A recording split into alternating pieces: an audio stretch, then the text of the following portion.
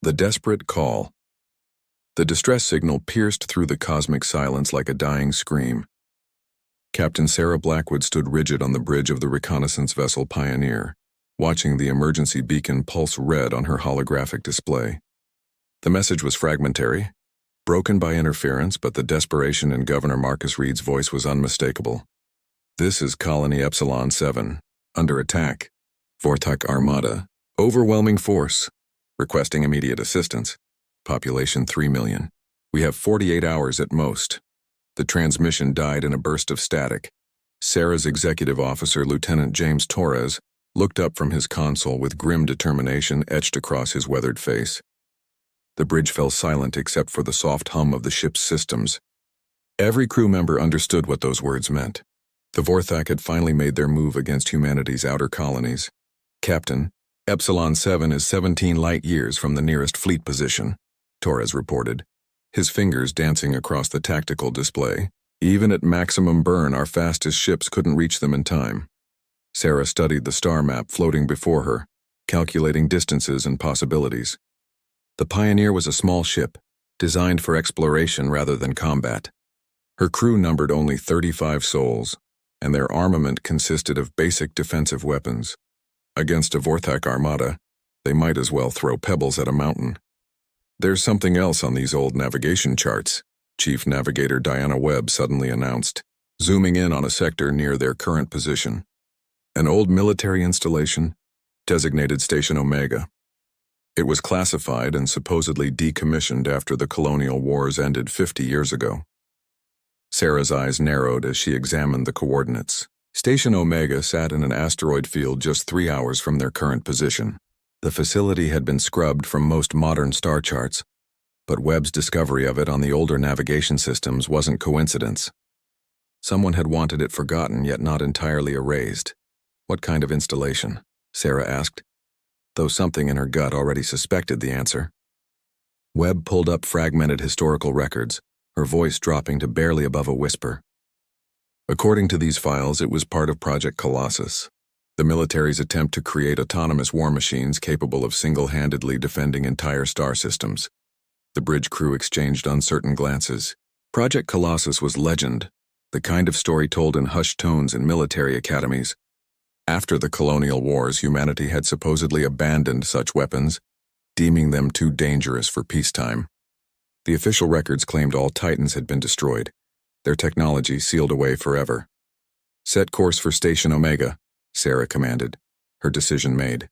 "If there's even a chance that facility holds something that could help Epsilon 7, we have to investigate."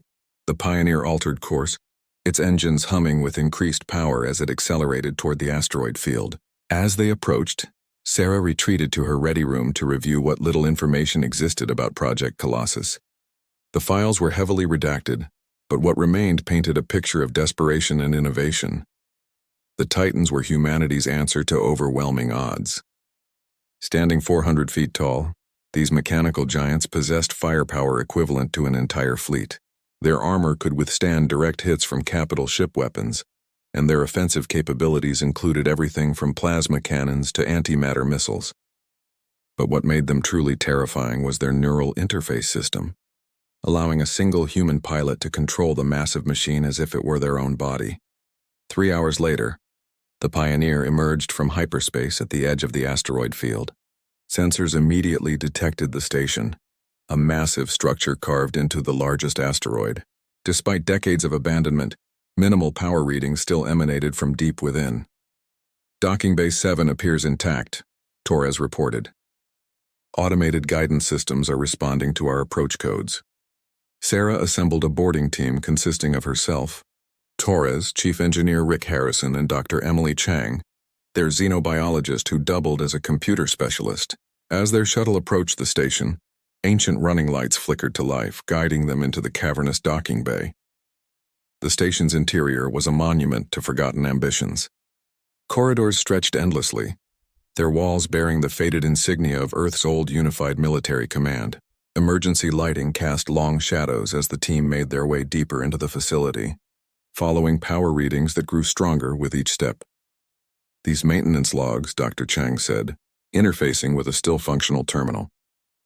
Someone was here 5 years ago. They ran diagnostic checks on something called Unit 0. Sarah felt her pulse quicken. Unit 0. Even among the classified Titan projects, that designation carried special significance. It was rumored to be the prototype, the first and most powerful Titan ever created. They followed the power signature through a maze of corridors until they reached a massive blast door marked with warnings in multiple languages. The biometric scanner beside it looked surprisingly well maintained. Sarah placed her hand on it, expecting rejection, but instead heard the grinding of massive locks disengaging. Genetic profile recognized, a synthetic voice announced. Blackwood, Sarah. Descendant of Admiral Thomas Blackwood, Project Colossus Overseer. Access granted. The blast door rumbled open, revealing a hangar that defied comprehension. The space stretched upward into darkness, and standing in its center was Unit 0. The Titan was magnificent and terrifying in equal measure. Its humanoid form was crafted from a black metal that seemed to absorb light, with angular armor plating that gave it an almost predatory appearance. Even dormant, it radiated an aura of barely contained power. My God, Harrison breathed. It's actually real. As they approached, holographic projectors activated, displaying the image of an elderly man in an admiral's uniform. Sarah gasped, recognizing her grandfather from old family photos. If you're seeing this message, Admiral Blackwood's hologram began, then humanity faces a threat that conventional forces cannot handle. Unit 0 represents our greatest achievement and our most dangerous creation. Unlike the other Titans, which were purely mechanical, Unit 0 possesses a hybrid consciousness system. It learns, adapts, and evolves with each battle. The hologram's expression grew grave. The neural load of piloting Unit 0 is extreme. Previous test pilots experienced severe psychological strain after extended connections, but in times of desperate need, one person's sacrifice may save millions. The activation protocols are stored in the adjacent control room. Choose your pilot carefully, for they will become one with the machine in ways we never fully understood. As the hologram faded, alarms suddenly screamed through the station. Diana Webb's panicked voice crackled through their communicators. Captain, we've got incoming. 3 Vorthak destroyers just dropped out of hyperspace. They must have tracked us here. Sarah looked up at Unit 0, its dark form suddenly representing their only hope. The Vorthak were here, which meant they considered this station a threat worth investigating. That alone told her everything she needed to know. Harrison, get those activation protocols running, she ordered. Chang, prep the neural interface. Torres, get back to the Pioneer and prepare for emergency departure. Captain, who's going to pilot it? Torres asked, though his expression suggested he already knew the answer. Sarah was already moving toward the control room. I am. My grandfather built this thing, and apparently it recognizes my genetic signature. It has to be me. The station shuddered as the first Vorthak weapon struck its outer hull.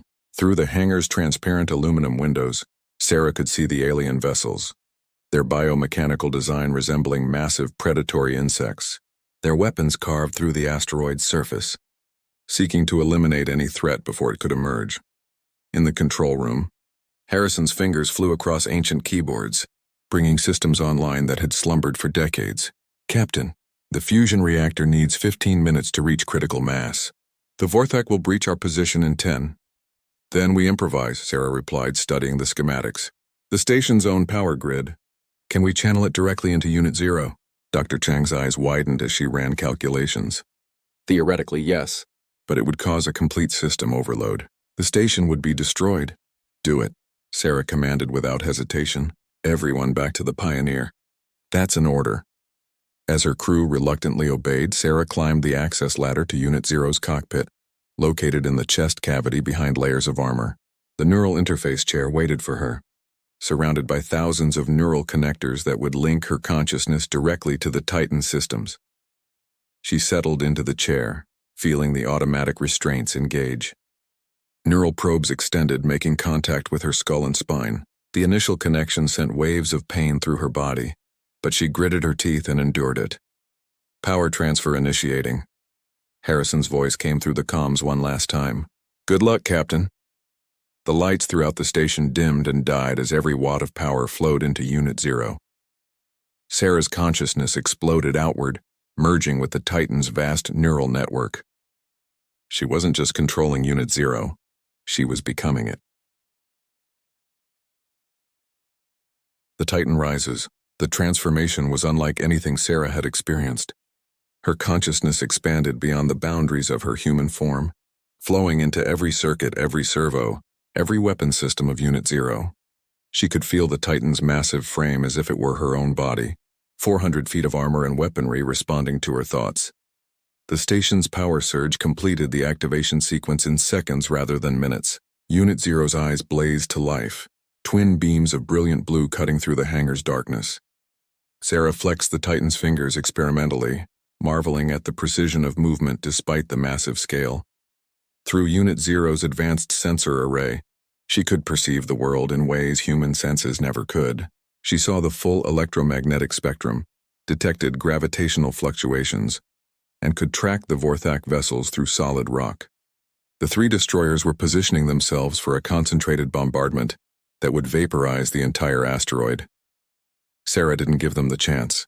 With a thought that translated into action, Unit Zero's massive fist punched through the hangar's ceiling. The station's superstructure crumbled like paper as the Titan rose to its full height, emerging from the asteroid in a shower of debris and crystallized atmosphere. The Vorthak ships immediately responded, their bioplasma weapons lighting up space with streams of devastating energy. But Sarah was no longer thinking with human reaction times. The neural interface allowed her to process information and respond at the speed of thought. Unit Zero's left arm transformed, armor plates sliding back to reveal a massive energy shield generator. The barrier materialized just in time to deflect the incoming fire. Through the Titan's communication systems, Sarah could hear the Vorthak's clicking language, their confusion and alarm evident even without translation. They had expected to find an abandoned station, not humanity's most powerful weapon fully operational. Unit Zero's right arm underwent its own transformation, multiple weapon systems deploying simultaneously. Sarah felt each weapon as an extension of her will. The plasma cannon that formed around the Titan's right hand hummed with barely contained power. She raised it toward the nearest Vorthak destroyer and fired. The beam that erupted from Unit Zero's weapon was like a miniature star going nova. It carved through the Vorthak vessel's bioarmor as if it were tissue paper, bisecting the destroyer in a single shot. The alien ship's organic components writhed and died in the vacuum of space, its death throes sending debris tumbling through the void. The remaining two Vorthak ships scattered, attempting to flank Unit Zero from different angles. But Sarah had access to tactical programs and combat algorithms developed by humanity's best military minds. The Titan's shoulder-mounted missile pods opened, releasing a swarm of antimatter warheads that tracked the fleeing vessels with relentless precision. One destroyer attempted to jump to hyperspace, but Unit Zero's left hand reconfigured into a gravitational anchor, creating a localized field that prevented the ship from entering FTL. The antimatter missiles found their target, consuming the vessel in a sphere of pure annihilation. The final Vorthak ship changed tactics, launching dozens of fighter-class biodrones. The insectoid craft swarmed toward Unit Zero like angry wasps, their smaller weapons peppering the Titan's armor. Sarah felt each impact as a distant irritation rather than actual damage. Unit Zero's point defense systems activated automatically, laser clusters emerging from hidden ports across the Titan's body. The crossing patterns of deadly light created an impenetrable web that reduced the biodrones to drifting organic matter. The last destroyer, seeing its support craft eliminated, made a desperate ramming attempt. The massive bioship accelerated toward Unit Zero, intending to use its own mass as a weapon. Sarah waited, calculating the precise moment, then sidestepped with surprising grace for something so massive. As the Vorthak ship passed, Unit Zero's hands caught its tail section, using the alien vessel's own momentum to swing it around like a club. The destroyer's bioarmor cracked and split under the enormous forces. Sarah slammed it against the asteroid's surface repeatedly, until the alien ship was nothing more than pulverized organic matter and twisted metal. The entire engagement had lasted less than 3 minutes. In the aftermath of battle, Sarah felt the true scope of Unit Zero's capabilities flooding her consciousness. The Titan wasn't just a weapon. It was a learning system that adapted and evolved. Each moment of combat had provided data that the hybrid consciousness processed and integrated. She understood now why her grandfather had called it dangerous. Unit Zero didn't just respond to threats. It anticipated them, calculated probabilities, and developed counter-strategies in real time. Through the Titan's long-range sensors, she detected more Vorthak signatures. Not 3 ships, but an entire fleet heading toward Colony Epsilon 7. 40 vessels of various classes, enough firepower to glass a planet. But with Unit 0, Sarah realized she could reach them. The Titan's experimental jump drive, powered by zero-point energy, could cover the distance in hours rather than days. The Pioneer approached cautiously, and Sarah felt a wave of relief knowing her crew had survived. Through Unit 0's communication array, she opened a channel. Torres, take the Pioneer back to Fleet Command. Tell them Unit 0 is operational and heading to defend Epsilon 7. Captain, your neural readings are off the charts. Dr. Chang's worried voice came through. The strain on your nervous system is incredible. You need to disconnect before permanent damage occurs. Sarah could feel what Chang meant. The integration with Unit 0 was intoxicating but taxing. Her human consciousness was being stretched and reshaped to accommodate the vast flow of information. But she could also feel something else, a clarity of purpose she had never experienced before. Negative, Doctor. Those colonists need help now. Unit 0 and I are their only chance. She paused, accessing the Titan's navigation systems. Besides, I'm learning something important. Unit 0 wasn't just built to be a weapon. It was built to evolve, to become whatever humanity needs to survive. The jump drive began charging, drawing power from the quantum vacuum itself. Space-time began to warp around Unit 0 as the Titan prepared for the longest combat jump ever attempted. Sarah felt her consciousness merge even deeper with the machine, human intuition and artificial intelligence becoming something entirely new. As the jump drive reached critical charge, Sarah sent one final message to her crew. Tell Fleet Command that Project Colossus lives. Tell them that when humanity calls, the Titans answer. Unit 0 vanished in a flash of brilliant light, leaving only the destroyed Vorthak ships and the dying station as evidence of the battle. But across 17 light-years, Colony Epsilon 7's sensors would soon detect an approaching signature, one that the Vorthak fleet couldn't possibly anticipate. The journey through hyperspace was a surreal experience for Sarah's expanded consciousness. She existed simultaneously in multiple dimensions, aware of cosmic forces that human minds weren't meant to perceive. Unit 0's systems filtered and processed this information, protecting her from complete sensory overload while allowing her to navigate the quantum corridors between stars. During the transit, she accessed Unit 0's historical databases, learning about the Titan's creation and the war it was built to fight. The colonial wars hadn't been just human against human as the history books claimed. There had been a first contact situation, a hostile alien race that had nearly overwhelmed humanity's early colonies. The Titans had been built in secret, deployed only when all seemed lost, and their intervention had turned the tide. But the cost had been high.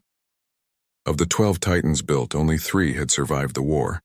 Their pilots had either died from neural overload or had become so integrated with their machines that they could no longer return to human form. The government had covered up the alien threat and the true nature of the Titans, fearing that the knowledge would destabilize human civilization. Unit 0 had been the prototype, the most advanced but also the most dangerous. Its adaptive AI learned not just from combat, but from its pilot's personality, memories, and decision-making patterns. Sarah realized that she wasn't just piloting Unit 0 anymore. They were becoming a fusion of human and artificial consciousness, something unprecedented in human history. As they approached Epsilon 7's system, Unit 0's sensors detected the full scope of the threat. The Vorthak fleet had blockaded the planet, systematically destroying orbital defenses while preparing for a ground invasion. The colony's defenders fought valiantly but were overwhelmed. In a few hours, the bombardment would begin, and 3 million humans would perish. Sarah felt rage flow through the neural link, and Unit 0 responded to her emotional state. The Titan's weapon systems began reconfiguring, developing new combinations and strategies based on their shared anger and determination. They would not let Epsilon 7 fall. Dropping out of hyperspace at the edge of the system, Unit 0 immediately engaged stealth protocols that Sarah didn't even know existed. The Titan's armor shifted, becoming capable of bending light and other forms of radiation around itself. To the Vorthak sensors, space remained empty even as death approached. Sarah analyzed the enemy formation through Unit 0's tactical systems. The Vorthak had arranged themselves in a standard bombardment pattern, with heavy cruisers in the center and smaller vessels providing screening support. They were completely focused on the planet below, unaware of the threat approaching from behind. The fusion of Sarah's human creativity and Unit Zero's computational power produced a battle plan that was both brilliant and ruthless. Instead of a direct assault, they would use the Vorthak's own formation against them. Unit Zero's hands began to glow with accumulated energy as the Titan prepared to execute a maneuver that existed nowhere in its original programming. Something born from the unique consciousness they had become. The first sign the Vorthak had of danger was when their rear guard simply ceased to exist. Unit Zero had fired compressed gravity wells, miniature singularities that consumed 3 destroyers before their crews could even sound an alarm. The Titan then burst from stealth, appearing in the middle of the enemy formation like an avenging angel. What followed was not a battle, but a systematic dismantling of the Vorthak fleet. Unit Zero moved through space as if born to it, using a combination of magnetic fields and directed energy to maneuver with impossible grace. Sarah's consciousness directed the assault with human unpredictability, while Unit Zero's systems executed with machine precision. A Vorthak battleship, easily 10 times Unit Zero's mass, attempted to bring its main guns to bear. The Titan's response was to teleport directly onto the vessel's hull, driving an energized fist through its armor and into its power core. The resulting explosion sent Unit Zero tumbling through space, but Sarah used the momentum to line up shots on 3 more vessels. The colonists on Epsilon 7 watched in awe as the night sky lit up with constant explosions. Their certain death had transformed into a light show of salvation as humanity's forgotten guardian tore through the alien fleet. As the battle raged, Sarah became aware of something else through the neural link. Unit Zero was broadcasting, sending data packets through quantum channels to locations she couldn't identify. The Titan was calling out to others of its kind, awakening sleeping giants across human space. She realized that Unit Zero had been more than just a weapon. It had been a sentinel, waiting for the moment when humanity would need the Titans again. 20 minutes after Unit Zero's arrival, the Vorthak fleet was reduced to expanding clouds of debris and organic matter. The few ships that attempted to flee were tracked and eliminated by weapons Sarah hadn't even known Unit Zero possessed. The Titan stood guard over Epsilon 7, its glowing eyes a promise of protection to the colonists below and a warning to any who would threaten humanity. But as the adrenaline of battle faded, Sarah felt the true cost of the neural integration. Her human body, still strapped into the pilot's chair, was beginning to fail. Dr. Chang had been right about the strain. Yet Sarah also felt something else, a transformation that went beyond physical limitations. She was becoming something new, neither fully human nor purely machine. Through Unit Zero's sensors, she detected responses to the Titan's call. On Mars, beneath the Olympus Mons colony, Titan Unit 3 stirred to life. Near Jupiter Station, Unit 7's activation sequence began. Across human space, the dormant Guardians were awakening, their systems coming online in response to Unit Zero's signal. Sarah understood now that this had always been the plan. The Titans hadn't been decommissioned. They had been sleeping, waiting for the moment when humanity would face an existential threat.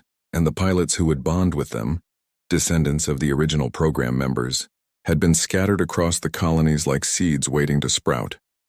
As Colony Epsilon 7's communication channels flooded with messages of gratitude and disbelief, Sarah opened a broadcast to all human worlds. Speaking through Unit Zero's communication array, her voice reached across the stars.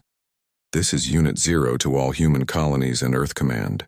The Vorthak invasion has begun, but humanity is not defenseless. Project Colossus lives. The Titans have awakened. We stand ready to defend our species as we did once before and will do again. To the Vorthak and any other threats to humanity, know this. You face not just our fleets or our armies. You face the Guardians we built in our darkest hour, the fusion of human will and ultimate firepower. We are the Titans. We are humanity's answer, and we will not yield. The message echoed through space, carried by quantum transmissions to every corner of human civilization and beyond. On 100 worlds, recruitment centers were flooded with volunteers willing to undergo the neural bonding.